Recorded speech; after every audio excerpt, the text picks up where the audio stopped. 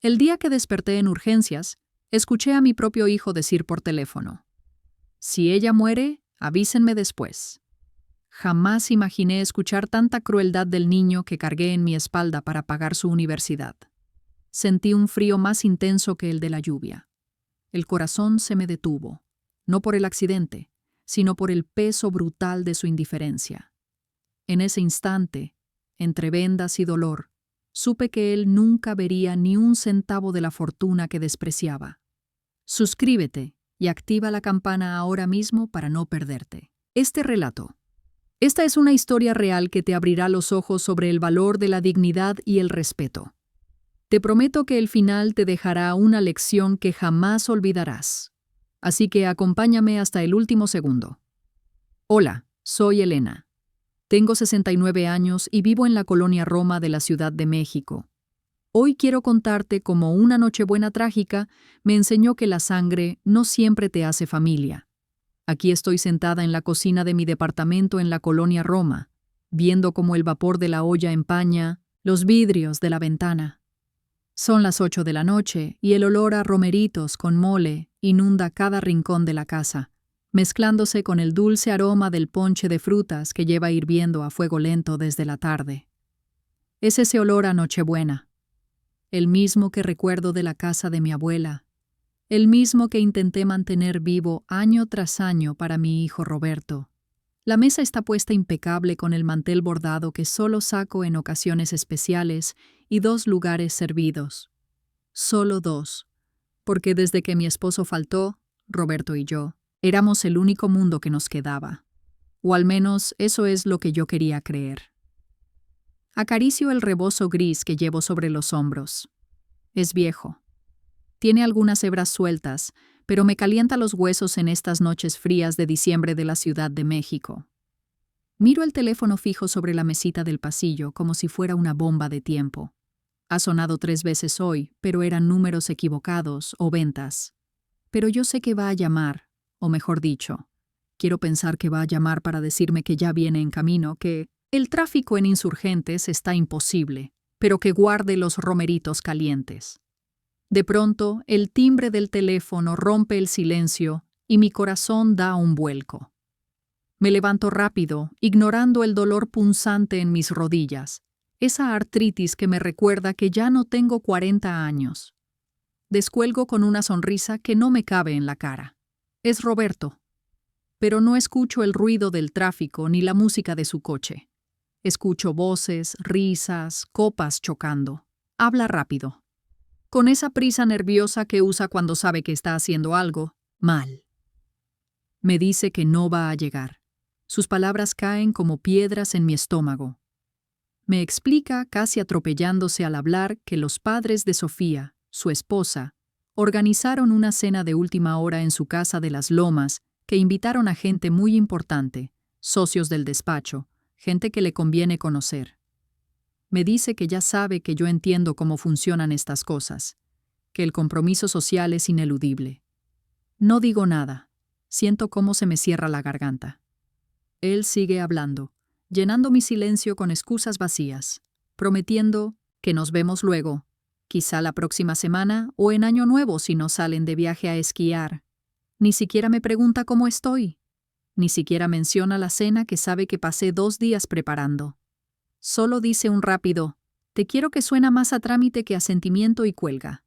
El tono de línea muerta resuena en mi oído, más fuerte que los cohetes que empiezan a tronar afuera. Cuelgo el auricular despacio. Miro la mesa servida, los 2 platos, las copas. Todo parece una burla. Ahora me siento en mi silla y me quedo mirando el plato vacío de mi hijo. No lloro, no todavía. Es una tristeza seca, antigua, una resignación que se me ha ido instalando en el pecho poco a poco. Lomas de Chapultepec contra la colonia Roma, gente importante contra su madre vieja, el presente brillante contra el pasado que ya no le sirve. Miro la comida, tantos romeritos, tanto bacalao a la vizcaína. No puedo dejar que se desperdicie. Dios no quiera. Pensé en el padre Tomás, en la parroquia de la Sagrada Familia, aquí a unas cuadras. Él siempre recibe comida para los que no tienen techo, especialmente en noches como esta.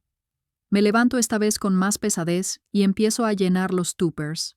Empaco todo, no dejo nada en la mesa. Si mi hijo no lo quiere, alguien más lo agradecerá. Tomo mi abrigo, el paraguas y las bolsas con la comida. Al abrir la puerta del edificio, el frío de la calle me golpea la cara. Está lloviznando. Esa lluvia molesta y constante de la ciudad que moja sin que te des cuenta. Las calles están semivacías, pero los pocos coches que pasan van a toda velocidad, urgidos por llegar a sus fiestas, a sus familias, a los lugares donde sí los esperan. Camino despacio por la banqueta mojada.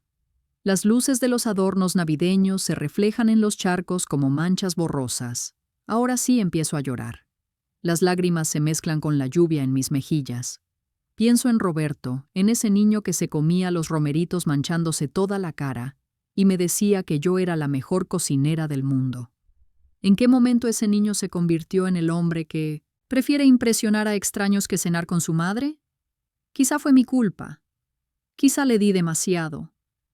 Quizá al intentar que no le faltara nada, le quité la capacidad de valorar lo que tenía. Llego a la esquina de la avenida. El semáforo está en rojo para los coches, o eso me parece ver entre las lágrimas y la lluvia empañando mis lentes bajo la banqueta, aferrando las bolsas de comida contra mi pecho como si fueran un tesoro. Solo quiero llegar a la iglesia, dejar esto, rezar un rato y volver a mi cama a dormir hasta que pase la Navidad. No escuché el motor. Iba demasiado distraída en mi dolor, demasiado perdida en la imagen de la silla vacía de mi hijo. Solo sentí un destello de luz cegadora a mi derecha, el sonido horrible de llantas derrapando sobre el asfalto mojado y un golpe seco brutal que me arrancó el aire de los pulmones. El mundo dio vueltas. El olor a mole se mezcló con el olor a caucho quemado y sangre metálica. Luego el frío del pavimento en mi espalda, y después nada, solo oscuridad y silencio. Dicen que, cuando uno está a punto de morir, ve pasar toda su vida frente a sus ojos como si fuera una película vieja. Yo no sé si estoy muerta o viva, porque el dolor del golpe se ha ido, reemplazado por una oscuridad tibia y silenciosa, como si estuviera flotando en un río de chapopote. Pero es verdad lo de la película. De pronto, ya no estoy en el asfalto mojado de la colonia Roma. Estoy de vuelta en la central de abastos hace 30 años, y hace un frío que cala hasta los huesos. Miro mis manos en este recuerdo. Son jóvenes, fuertes, pero están destrozadas. Tengo los nudillos en carne viva y las uñas negras de tierra y jugo de tomate. Son las 4 de la mañana. El ruido de los diableros chiflando y gritando golpe avisa me aturde, y el olor penetrante a cebolla y cilantro podrido se me mete en la nariz. Estoy cargando cajas de aguacate pesadísimas una tras otra, hasta que la espalda me grita que pare. Pero no paro, no puedo parar. En mi mente solo hay una imagen, la boleta de inscripción del TEC de Monterrey. Esa colegiatura costaba más de lo que ganaba un obrero en un año. Pero yo me juré ante la tumba de mi esposo que Roberto tendría la educación que nosotros no tuvimos, que él no tendría que levantarse de madrugada para pelear por centavos, entre la basura y el lodo. Así que trabajé. Dios sabe que trabajé como una mula.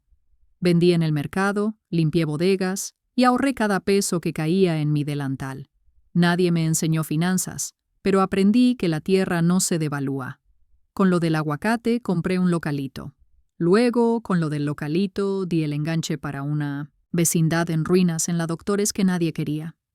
La arreglé yo misma, pintando paredes y cambiando tuberías los domingos, y luego compré otra y un terreno en la Narvarte. Y así, ladrillo a ladrillo, construí un imperio silencioso, pero cometí un error terrible de madre. Nunca le dije a Roberto la verdad de nuestra fortuna. Quería enseñarle el valor del dinero. Quería que aprendiera la humildad, viendo a su madre remendar calcetines y cocinar con lo justo. Vivíamos con austeridad franciscana, no porque fuéramos pobres, sino porque yo quería forjarle el carácter. Qué equivocada estaba. Él no vio lecciones de vida. Él solo vio vergüenza. Recuerdo la primera vez que trajo a sus amigos de la universidad a la casa. Eran muchachos altos, gerieros que hablaban cantadito con esa papa en la boca que tienen los niños ricos de cuna. Cuando entraron, Roberto se puso pálido. Me miró con pánico. Yo salí de la cocina secándome las manos en el mandil, lista para ofrecerles agua de Jamaica. Pero él me interceptó en el pasillo. Me empujó suavemente hacia atrás, susurrando con una furia helada que por favor no saliera, que por favor no hablara, que mi acento de barrio lo iba a delatar. Dijo que les había dicho que la sirvienta estaba de descanso. Yo era la sirvienta en su historia. Me encerré en mi cuarto y lloré en silencio, escuchando cómo se reían en la sala, avergonzado de la mujer que se había dejado la piel en la central de abastos para que él pudiera estar sentado ahí. Con los años, el desprecio se volvió costumbre. Se graduó, se casó con Sofía, una chica de apellido compuesto y familia de abolengo, y se olvidó de dónde venía. Se convirtió en un extraño que vestía trajes italianos y me miraba con lástima. Pero el golpe final, el que dolió más que el coche que me acaba de atropellar, fue hace apenas una semana. Vino a verme, no porque me extrañara, sino porque necesitaba algo. Siempre es así. Se sentó en la sala. Ni siquiera aceptó el café que le ofrecí y fue directo al grano.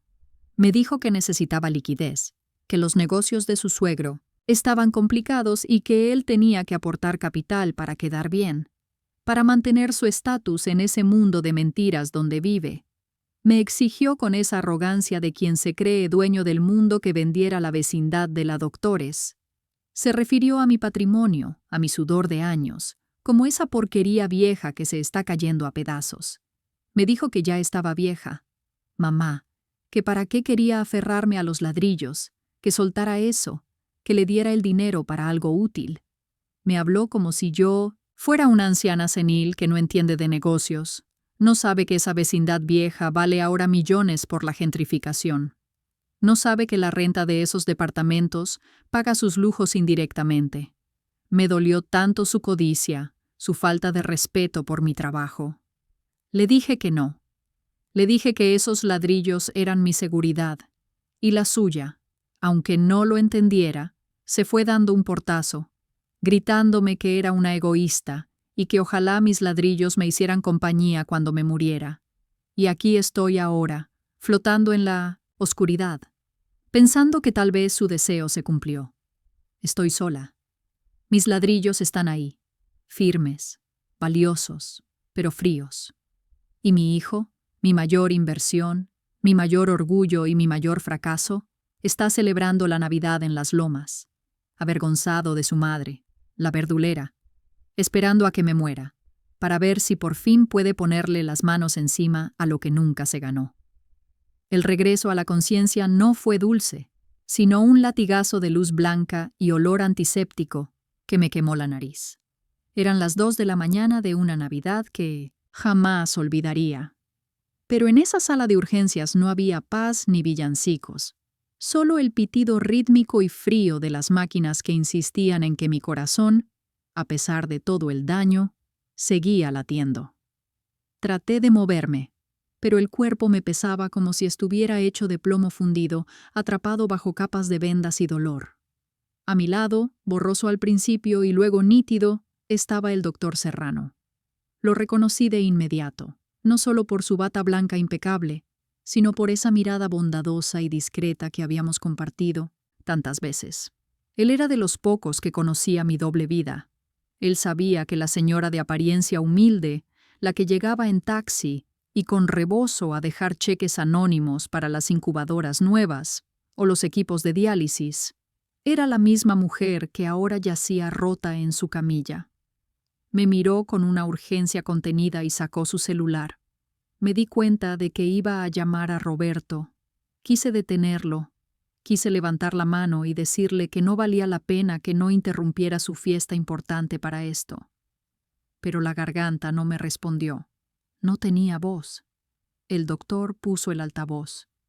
Quizás para que yo supiera que no estaba sola, o quizás para que mi hijo escuchara la gravedad del entorno. El sonido llenó el pequeño cubículo de cortinas azules. Lo primero que escuché no fue la voz de mi hijo, sino el ruido. Música de jazz a todo volumen, risas estridentes, el tintineo de copas de cristal fino chocando, el ambiente inconfundible de una fiesta exclusiva en las lomas. Luego la voz de Roberto cortó el aire arrastrando un poco las palabras. Tal vez por el alcohol o por la molestia evidente de ser interrumpido. Preguntó qué pasaba con un tono seco, casi grosero, como quien atiende a un vendedor inoportuno. El doctor Serrano, con una paciencia y profesionalismo que yo no habría tenido, le explicó la situación sin rodeos.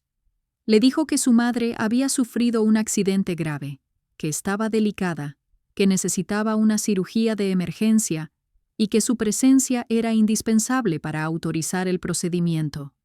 Hubo un silencio del otro lado, solo roto por una carcajada lejana de alguna mujer. Seguramente Sofía.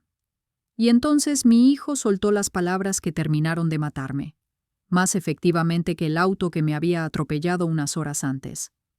Dijo con una frialdad que me heló la sangre, que estaba celebrando la Navidad con la familia de su esposa y que no podía irse así como así. Dijo que sería una falta de respeto para sus suegros abandonar la cena. Y luego, con una calma aterradora, remató diciendo que si yo me moría, que le avisaran después para arreglar los trámites del funeral y la herencia, pero que ahorita, por favor, no lo molestaran más. Y colgó. El silencio que siguió fue absoluto. Sentí como las lágrimas calientes resbalaban por mis sienes y se perdían en las vendas que cubrían mi cabeza. No lloraba por el dolor de los huesos rotos ni por el miedo a la operación. Lloraba por la certeza absoluta del abandono. Mi hijo no solo no me amaba, me veía como un trámite administrativo, un estorbo inoportuno que le impedía disfrutar su noche de gala. Toda mi vida, todo mi sacrificio. Reducido a una llamada molesta, el doctor Serrano se quedó mirando el teléfono con incredulidad, con la mandíbula tensa de pura rabia contenida. Colgó la llamada con fuerza, como si quisiera romper el aparato, y se volvió hacia mí. Su expresión cambió de la furia a una compasión profunda, mezclada con una extraña complicidad que me devolvió el aliento. Se acercó a mi oído y me habló suavemente, con una mezcla de tristeza y respeto, como si compartiéramos el secreto más grande del mundo. Me preguntó con una sonrisa triste, pero llena de significado, si mi hijo tenía idea de con quién estaba hablando realmente.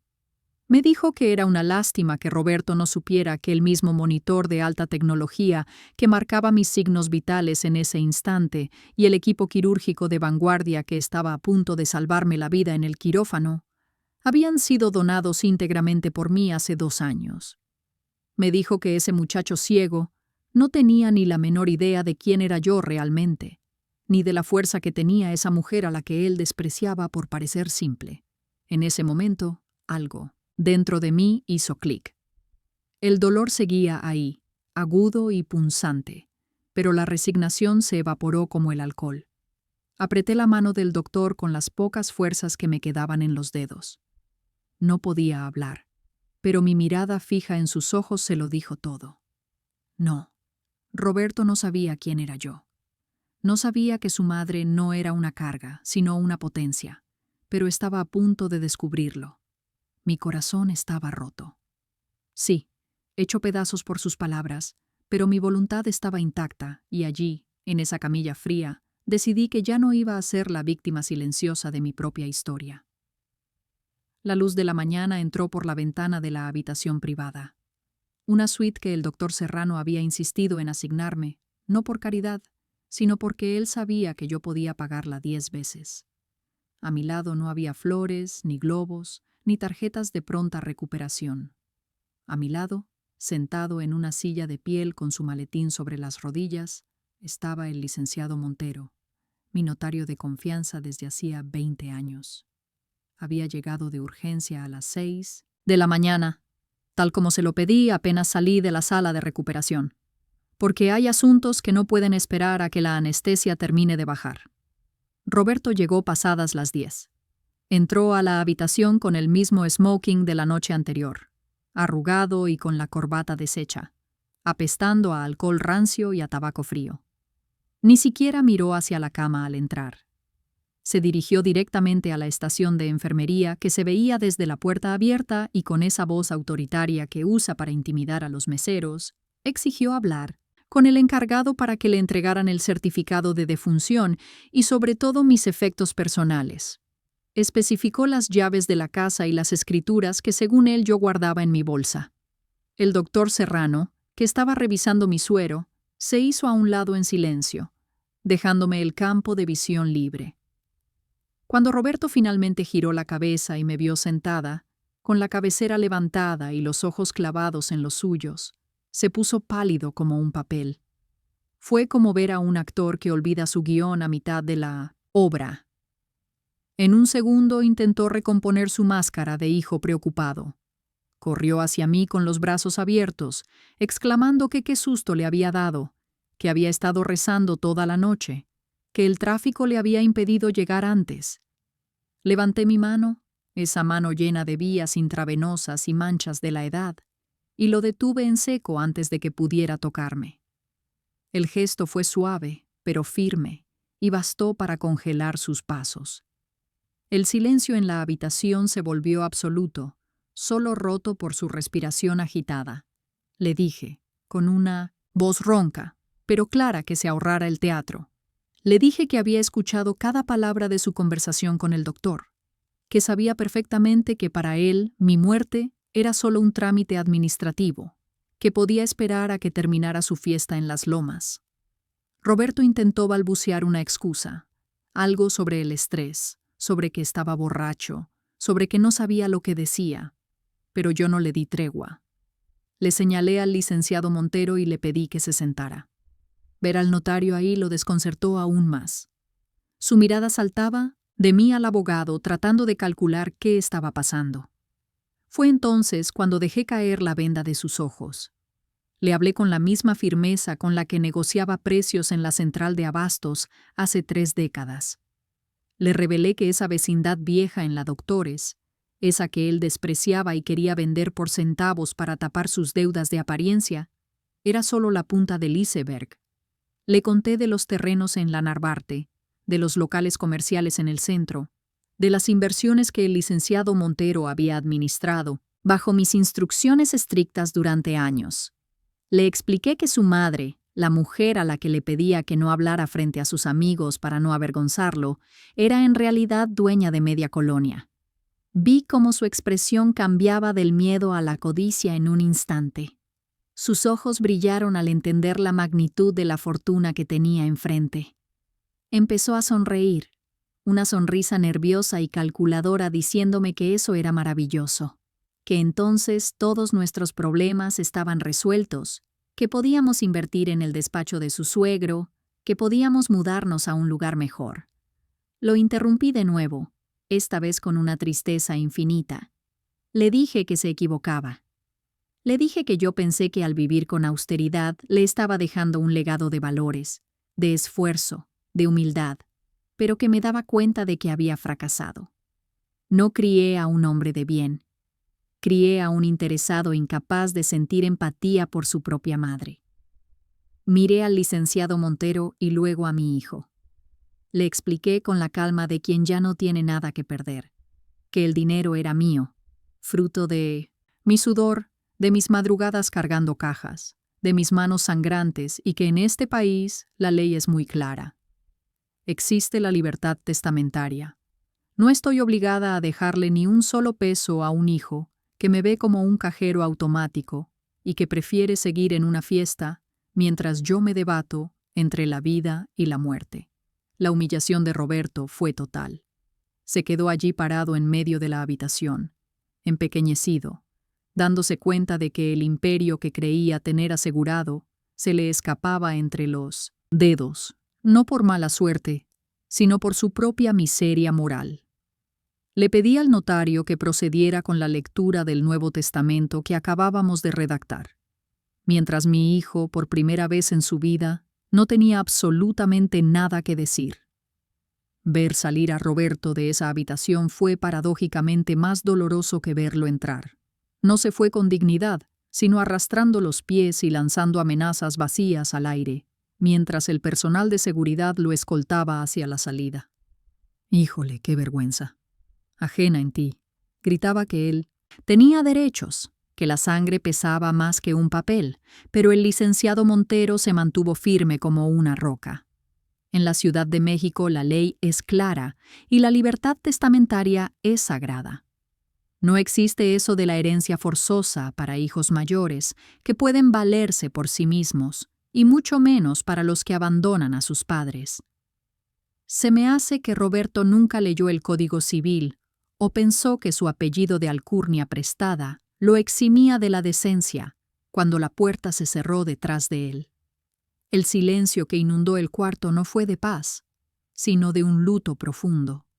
En ese momento supe que aunque yo había sobrevivido al accidente, algo en mí había muerto esa tarde. La esperanza, esa terca esperanza de madre que siempre cree que sus hijos van a cambiar, se apagó. Durante años practiqué la abnegación como si fuera una religión, sacrificando mi bienestar, mi orgullo y hasta mi identidad para que él brillara. Pero ahí, conectada a los monitores, entendí que el sacrificio sin reciprocidad no es amor, es martirio. Y yo ya me cansé de ser mártir. La recuperación fue lenta.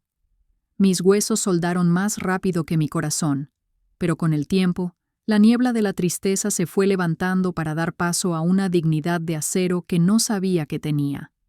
El doctor Serrano no me dejó sola ni un instante. Se convirtió en ese hijo que la vida me debía, no por sangre, sino por humanidad. Han pasado ya 6 meses desde aquella Navidad fatídica. Hoy es mi cumpleaños número 69, y por primera vez en décadas no estoy esperando una llamada que no va a llegar. Estoy en el jardín de la fundación del hospital, rodeada de las enfermeras que me cuidaron, del doctor Serrano y de tanta gente que he ayudado en silencio durante años. No hay cenas de gala, ni gente de las lomas que te mira por encima del hombro. Aquí hay risas honestas y olor a maíz. Mandé traer tamales, cientos de ellos, de verde, de mole y de dulce, de esos que calientan el alma. Veo a todos comer con gusto, sin etiquetas, y siento una calidez en el pecho que ninguna fiesta de sociedad podría darme. Antes de bajar a partir el pastel, subí un momento a mi oficina improvisada. Abrí el cajón de mi escritorio y saqué esa foto vieja, la de la primera comunión de Roberto. Se veía tan inocente con su traje blanco y su vela, con esa sonrisa que prometía un futuro brillante. Acaricié el papel fotográfico con el pulgar, sintiendo la textura de un recuerdo que ya no concuerda con la realidad. No lo odio. Una madre nunca deja de querer, eso es imposible. Le pido a la Virgencita de Guadalupe que lo ilumine, que ojalá encuentre su camino lejos de la vanidad. Pero ese camino, ya, no corre paralelo al mío. Entendí, a la mala que la sangre te hace pariente, pero solo la lealtad te hace familia. Y mi lealtad ahora es para mí misma y para quienes estuvieron cuando me estaba desangrando bajo la lluvia. Guardé la foto en el fondo del cajón junto con las copias del Antiguo Testamento que ya no vale nada. Giré la llave en la cerradura y sentí un clic metálico que resonó como un punto final. Me sequé una lágrima solitaria, me alicé el rebozo y salí al jardín donde mi verdadera familia me estaba cantando las mañanitas. Han pasado 6 meses desde que cerré aquel capítulo con Roberto. Él sigue perdido en su mundo de vanidad, mientras por fin vivo con plenitud. Hoy celebro mi cumpleaños 60 y rodeada del doctor Serrano y mis enfermeras, mi verdadera familia, que no pide nada a cambio más que cariño y tamales compartidos. Aprendí que el amor de madre es incondicional, pero el abuso jamás se debe tolerar. La dignidad no tiene precio ni conoce de parentescos. Mujer, protege tu futuro hoy mismo. No tengas miedo de ejercer tu libertad testamentaria. Tus bienes son fruto de tu sagrado esfuerzo, y solo tú decides quién es realmente digno de heredarlos. Haz tu testamento y asegura tu respeto. Y tú, ¿Te atreverías a poner límites firmes y desheredar a un hijo ingrato o seguirías esperando su cambio? Déjame tu opinión, Elena, 69 años.